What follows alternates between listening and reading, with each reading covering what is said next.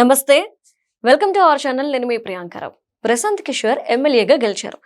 Right, ఆయన party పెట్టిన తర్వాత గెలుస్తాడా లేదా అనుకున్నారు. నిజానికి పార్టీ అంత ఘోర పరాజయం అవుతుందని కూడా ఎవరే ఎక్స్పెక్ట్ చేయలేదు. బట్ ఇప్పుడు బంకిపూర్లో బీజేపీ అభ్యర్థి ఉన్న స్థానానికి ఉప ఎన్నిక జరిగితే ఆ ఉప ఎన్నికలో 18,964 ఓట్ల మెజార్టీతో ప్రశాంత్ కిషోర్ ఇప్పుడు గెలిచారు. ప్రశాంత్ కిషోర్ గెలుపు అనేక ప్రశ్నలు వేస్తుంది. మరి అసలు ఎలా చూడాలి ఈ గెలుపుని? నిజంగా ఆయన గెలిచారా? లేదు అంటే వైసీపీ వాళ్ళు వీళ్ళు అంటూ ఉంటారు కదా, ఈవీఎంలు మేనేజ్ చేశారు అని చెప్పేసి, ఇందులో భాగమా? లేదు అంటే ప్రశాంత్ కిషోర్ గారి యొక్క స్ట్రాటజీ కేవలం ఇతర పార్టీలను గెలిపించడానికి మాత్రమే సరిపోతాయి, వాళ్ళ పార్టీ గెలవడానికి అది సెట్ కాదు అన్న వాళ్ళందరి నోర్లు మూయించడానికి ఈ గెలుపు ఉదాహరణగా చూడొచ్చా? మరి అక్కడ వర్కౌట్ అయిన స్ట్రాటజీ ఏంటి తెలుసుకుందాం. మనతో పాటు సీనియర్ జర్నలిస్ట్ శేషరావు గారు ఉన్నారు, ఆయన అడుగుదాం. నమస్కారం సార్. నమస్తే. బంకిపూర్లో ప్రశాంత్ కిషోర్ ఎప్పుడైతే ఎమ్మెల్యేగా గెలిచారో, అది కూడా బీజేపీ అభ్యర్థి మీద, అందరూ షాక్ లో ఉన్నారు. బట్ ఇక్కడ ఏమంటున్నారు అంటే, ఏదైతే జంజీ ఉద్యమం జరిగిందో దానివల్ల బీజేపీకి డౌన్ అయిపోయింది ఇంకా. సో ఆ వ్యతిరేకత ఈరోజు ప్రశాంత్ కిషోర్ గెలవడానికి రీజన్ అని కొంతమంది అంటున్నారు. బట్ ఆయన స్ట్రాటజీ వర్కౌట్ అయింది, సరైన టైంలో ఆయన అక్కడ పోటీ చేశారు కాబట్టి వర్కౌట్ అయింది, లేదంటే గెలిచి ఉండేవారు కాదని కొంతమంది అంటున్నారు. అసలు ఏం జరిగింది ఉండొచ్చు? ఇప్పుడు ఆయన గెలుపు మీద రకరకాల విశ్లేషణలు చేస్తున్నారు, ఎవరి అభిప్రాయం వాళ్ళది. దాంట్లో మనం అభ్యంతరం పెట్టాల్సిన అవసరం లేదు. ఎవరి వ్యూ వాళ్ళకు ఉంటుంది. వాళ్ళ వ్యూలో చూస్తే వాళ్ళకు కరెక్ట్ అనిపిస్తుంది. బట్ నా వ్యూలో చూసినప్పుడు బీజేపీ, ప్రత్యేకించి నరేంద్ర మోడీ గారు, అమిత్ షా గారు, వాళ్ళిద్దరి చేతుల్లోకి బీజేపీ వచ్చిన తర్వాత జరుగుతున్నటువంటి పాలిటిక్స్ని మనం చూస్తున్నాం 2014 నుంచి. మరి పశ్చిమ బెంగాల్ని గెలుచుకున్నారు, అవునా? బీహార్లో ప్రభుత్వం ఉంది. బీహార్లో ప్రభుత్వం బీజేపీదే కదా, బీహార్లో ప్రభుత్వం ఉంది. అసలు ఎక్కడ వాళ్ళు టార్గెట్ పెడితే అక్కడ ఆ రాష్ట్రం మీద జెండా పాతేస్తున్నారు, అవునా? మహారాష్ట్ర పాలిటిక్స్ని చూసాం ఏ విధంగా. మహారాష్ట్రలో ఏక్నాథ్ షిండేని తీసుకొచ్చి తర్వాత స్టెప్ ఏం వేశారు, టోటల్గా బీజేపీ జెండా పాతేశారు అక్కడ, అవునా? సో తమిళనాడులో ఒక స్ట్రాటజీ ప్లే చేస్తున్నారు ఇప్పుడు. అలాగే కేరళలో ఇంకో స్ట్రాటజీ ప్లే చేస్తున్నారు. ఉత్తర భారతదేశానికి వచ్చేటప్పటికి ఉత్తరప్రదేశ్లో ఒక స్ట్రాటజీ. సో ఒక్కొక్క రాష్ట్రంలో ఒక్కొక్క రకంగా స్ట్రాటజీ ప్లే చేసి వాళ్ళు అప్రతిహతంగా వచ్చేస్తూ ఉన్నారు. వాళ్ళ ప్లాన్స్ నాకు అర్థమైంది ఏంటంటే, short term plan, mid term plan, long term plan. Long term ఏంటి వాళ్ళ ప్లాను? పర్మనెంట్గా జెండా బాతటం, అంతే కదా. ఆ పర్మనెంట్ జెండా ఎలా ఉండాలంటే గుజరాత్ టైప్లో ఉండాలనేది వాళ్ళ లెక్క. గుజరాత్లో దాదాపు 10 సంవత్సరాల నుంచి 10 సంవత్సరాల పైగా ఇప్పుడు బీజేపీ జెండా తప్ప ఇంకో జెండా లేదుగా. సో అది వాళ్ళ లెక్క. ఆంధ్రప్రదేశ్తో ఇంకొక లెక్క. ఇప్పుడు ఆంధ్రప్రదేశ్లో ఎంపీలు 25 మంది ఉన్నారు కదా. 25 మంది ఎంపీలు ఎవరికి మద్దతు ఇస్తున్నారు? పార్టీలు వేరు కావచ్చు, తెలుగుదేశం కావచ్చు, జనసేన కావచ్చు, లేదా వైసీపీ కావచ్చు. అల్టిమేట్గా ఎవరికి మద్దతు ఇస్తున్నారు? నరేంద్ర మోడీ గారికిగా 25 మంది పార్లమెంట్ వేదికగా చేసుకొని ఎన్డీఏకి మద్దతు ఇస్తున్నారా లేదా? అంటే 25 మందికి 25 మంది ఎంపీలు ఆంధ్రప్రదేశ్లో ఉన్నట్టే కదా బీజేపీకి, అంతే కదా. Simple logic. సో కాబట్టి ఒక్కొక్క రాష్ట్రానికి ఒక్కొక్క వాళ్ళు బ్లూ ప్రింట్ ఉంటుంది వాళ్ళకి.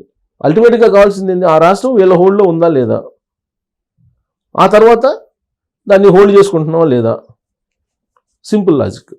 అలానే ఇప్పుడు బీహార్ వచ్చేటప్పటికి నాకేమనిపిస్తుందంటే, ప్రశాంత్ కిషోర్ గెలిచారా లేదంటే బీజేపీ ఓడిపోయిందా? ఓకే, ఇది లాజిక్. అంతే. డబుల్ ఇంజిన్ సర్కార్ ఉంది బీజేపీ, అవునా? బీహార్లో డబుల్ ఇంజిన్ సర్కార్ ఉన్నప్పుడు ఒక కాన్స్టిట్యున్సీని గెలుచుకునేటువంటి కెపాసిటీ ఉండదా బీజేపీకి? గెలుచుకోవాలనుకుంటే ఖచ్చితంగా గెలుచుకుంటుంది. దీనికి ఉదాహరణ నేను చెప్తాను. బై ఎలక్షన్స్లో, తెలంగాణలో జరిగిన బై ఎలక్షన్స్లో ప్రభుత్వం ఏదంటే అది గెలిచిందా లేదా? రీసెంట్గా జరిగినట్టు జూబ్లీహిల్స్ ఎన్నికల్లో కాంగ్రెస్ పార్టీ గెలవలేదా? కంటోన్మెంట్లో గెలవలేదా? కాంగ్రెస్ పార్టీ అధికారంలో ఉండబట్టే కదా. లోకల్ బాడీ ఎలక్షన్స్లో మరి అధికారంలో పక్షానికి వస్తున్నాయి కదా. ఎందుకు వస్తున్నాయి? అంతకుముందు టీఆర్ఎస్ పార్టీ అధికారంలో ఉన్నప్పుడు బై ఎలక్షన్ ఏది జరిగిన టీఆర్ఎస్ పార్టీ హోల్డ్ అయినాయి కదా. ఆంధ్రప్రదేశ్ తీసుకుంటే మనకు నంద్యాల ఉప ఎన్నికలు జరిగినప్పుడు 2014-19 మధ్యలో అది పెద్ద సవాల్గా తీసుకున్నారు. లాస్ట్కి ఏమైంది? ప్రశాంత్ కిషోర్ కూడా ప్లాన్ చేశారు అప్పుడు గెలిపించాలని వైఎస్ఆర్ కాంగ్రెస్ పార్టీ నంద్యాలలో. ఏమైంది చివరికి? ఆ రోజు తెలుగుదేశం పార్టీ అధికారంలో తెలుగుదేశం పార్టీ గెలిచింది నంద్యాల ఉప ఎన్నికల్లో. అంటే అధికారంలో ఉన్నటువంటి పార్టీ గెలవాలి ఎఫర్ట్ పెట్టి అని అనుకుంటే అది పెద్ద ఇష్యూ కాదు. మరి ఇప్పుడు ఆడ గెలిచింది ప్రశాంత్ కిషోర్ని మరి ఎందుకు అక్కడ నితిన్ నబీన్ ఇప్పుడు జాతీయ బీజేపీ అధ్యక్షుడు ఆయన రాజీనామా చేసిన సీట్ అది. ఆయన 20,000 మెజార్టీతో గెలిచారు దాదాపు సంవత్సరం క్రితం. మరి ఇప్పుడు మళ్ళీ బీజేపీ గెలవాలి కదా. ఆ ప్లేస్లో జనస్వరాజ్ పార్టీ నుంచి ప్రశాంత్ కిషోర్ ఎలా గెలుస్తాడు? మామూలుగా జరిగినటువంటి అసెంబ్లీ ఎన్నికల్లోనేమో ఆయన నిలబెట్టినటువంటి క్యాండిడేట్లు ఆయన ప్రచారం చేస్తే డిపాజిట్లు ఒక్కరికి డిపాజిట్ రాలా. మరి ప్రశాంత్ కిషోర్ అక్కడ ఎలా గెలిచారు? ఇక్కడే లాజిక్ ఉంది. ఇప్పుడు జేడీయూ ఉంది కదా, నితీష్ కుమార్ గారు ముఖ్యమంత్రిగా లేరు అక్కడ. జేడీయూ స్టాప్ చుట్టేయాలి అంతే కదా. అలాగే ఆర్జేడీ బలమైన పార్టీ అక్కడ. కాంగ్రెస్ ఆర్జేడీ ఒకటిగా ఉన్నాయి. బీజేపీ అధికారంలో ఉంది. బీజేపీ జేడీయూ కూటమి అధికారంలో ఉంది బీహార్లో. జేడీయూ కాంగ్రెస్ ప్రధాన ప్రతిపక్షం. జేడీయూ ఓట్లు చేల్చాలంటే ఎవరు గెలుస్తారు? ఒకవేళ ఎలక్షన్ నెక్స్ట్ ఎలక్షన్ వస్తుంది.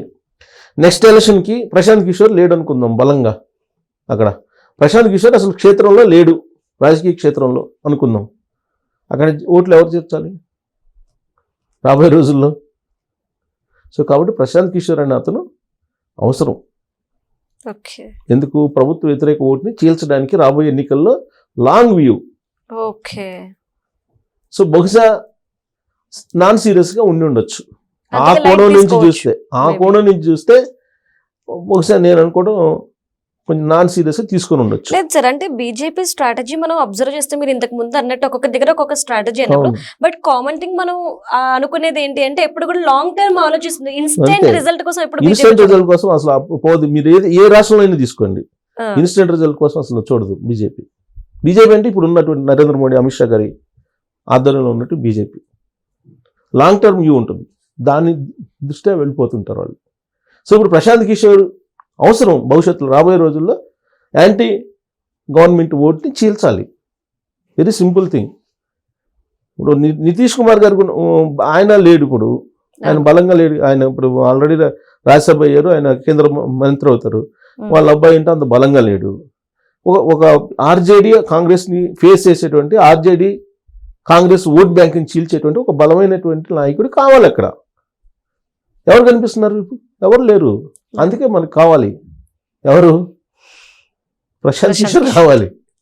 సో బహుశా ఆ కోణం నుంచి అయితే ఉండొచ్చు. కాకపోతే ఏంటంటే ఇప్పుడు ఏం జరుగుతుందంటే అక్కడ గెలిచాడు కాబట్టి నరేంద్ర మోడీ గారికి గ్రాఫ్ తగ్గిపోయింది, బీజేపీ హవా అయిపోయింది, జన్జీలు తిరగబడుతూ ఉన్నారు. దానికి ఉదాహరణ ఈ గెలుపు. ఎందుకంటే బీజేపీ జాతీయ అధ్యక్షుడు రాజీనామా చేసి ఖాళీ అయినటువంటి సీట్ని గెలుచుకోలేకపోయారని అంటే, పైగా డబుల్ ఇంజిన్ సర్కార్ ఉండి కూడా బీజేపీ అత్యంత బలహీనపడిపోయింది అనేటువంటి ప్రచారం చేసుకోవడానికి విపక్షాలకు మంచి అవకాశం ఇది. అంటే ఎవరి కోణం నుంచి వాళ్ళు చూసినప్పుడు పలు కోణాల నుంచి కనిపిస్తుంది ఆ రిజల్ట్. ఇప్పుడు మధ్యప్రదేశ్ ఉంది, మధ్యప్రదేశ్లో కాంగ్రెస్ పార్టీ సిట్టింగ్ స్థానం, అది సిట్టింగ్ స్థానం కదా. సిట్టింగ్ స్థానం అయినప్పుడు మరి 6,000 మెజార్టీతో గెలిచారు మధ్యప్రదేశ్లో. అంతకుముందు ఇంకా ఎక్కువ మెజార్టీ వచ్చింది, మరి ఇంకా ఎక్కువ రావాలి కాంగ్రెస్ పార్టీకి. జంజీలు ఒకవేళ తిరగబడుతుంటే బీజేపీకి అనుకుందాం, మరి ఎందుకు అక్కడ 6,000 తోటి మాత్రమే సరిపెట్టుకుంది కాంగ్రెస్ పార్టీ, పైగా సిట్టింగ్ స్థానం? ఎందుకు మధ్యప్రదేశ్లో ఆ ఎమ్మెల్యే తక్కువ మెజార్టీతో బయటపడ్డాడు? పుల్లమని రావాలి కదా మెజారిటీ. జంజీలు కనుక తిరగబడితే ఇప్పుడు ఉన్నటువంటి బీజేపీ ప్రభుత్వం మీద తిరగబడ్డారు అని చెప్పి మన బీహార్ ఎన్నికలను బేస్ చేసుకుని అంటున్నారు కదా, మరి అక్కడ మెజారిటీ ఎక్కువ రావాలి కదా, మెజారిటీ రాలేదు కదా. సో కాబట్టి ఒక అసెంబ్లీ రిజల్ట్ని తీసుకొని నరేంద్ర మోడీ గ్రాఫ్ తగ్గిపోయిందని, నరేంద్ర మోడీ గారిది బీజేపీ గ్రాఫ్ తగ్గిపోయిందని, ఎన్డీఏ కూటమి అయిపోయింది, బలహీనపడిందని మనం చెప్పడానికి లేదు, ఛాన్సే లేదు. రైట్. పైగా బీజేపీలో ఉండేటువంటి పొలిటీషియన్స్ ఇప్పుడు వాళ్ళు వేసేటువంటి స్కెచెస్ తెలుసుకోవడం కూడా చాలా కష్టంగా ఉంది. ఇప్పుడు ప్రశాంత్ కిషోర్ అనే అతను పార్టీ పెడితే ఒక్కరు కూడా డిపాజిట్లు కూడా రాలే. పోనీ కనీసం పోటీలోనే ఉన్నారంటే ఎవరు లేరు కదా. మరి ఇప్పుడు గెలవడానికి కారణం ఏంటి? నిజంగా సీరియస్గా తీసుకుంటే కేంద్ర రాష్ట్ర ప్రభుత్వాలు సీరియస్గా తీసుకుంటే అసలు ఎలక్షన్ చేయగలరా? చేయలేరు. ఇంకొక కూడా ఏంటంటే ఇప్పుడు ఇంకోటి కూడా చెప్తారు. ఇప్పుడు గెలిచిన వాళ్ళు ఏం చెప్తారు? ఫ్రీ అండ్ ఫెయిర్ ఎలక్షన్ జరిగింది కాబట్టి అక్కడ ప్రశాంత్ కిషోర్ గెలిచాడని చెప్తారు. ఇదే బీజేపీ గెలిచింది అనుకోండి, ఏమని వాళ్ళు ఈవీఎంలని మేనేజ్ చేసిండ్రు అనేది ఇమీడియట్గా వచ్చేస్తుంది. రైట్. సో ఇప్పుడు మరి ఈవీఎంలు మేనేజ్ కాలేదని చెప్పుకోవడానికి ఇది ఒక అవకాశం కూడా వల్ల అంతే కదా. ఓడినా గానీ గెలిచినట్టే అన్నట్టు ఉంది. అంతే కదా. ఓడినా ఇప్పుడు ఆ ఒక్క ఎమ్మెల్యే గెలిచినా ఓడినా ఆడుండేది నష్టమేం లేదు అక్కడ. ఇప్పుడు ఎవరికి అనుకూలంగా వాళ్ళకి చెప్పుకోవడానికి ఇది అవకాశం కలిగించేటువంటి ఫలితంగా కనిపిస్తుంది అది. అయితే వాస్తవంగా చెప్పాలంటే కేంద్ర రాష్ట్రాల్లో అధికారంలో ఉంటే ఆ ఎమ్మెల్యే సీట్ గెలుచుకోవటం అనేది పెద్ద కష్టం కాదు బీజేపీకి. కానీ మరి ప్రశాంత్ కిషోర్ గెలిచారని అంటే నేనైతే బీజేపీ ఓడిపోయింది అనుకుంటున్నాను. Right. Thank you so much. Thank you.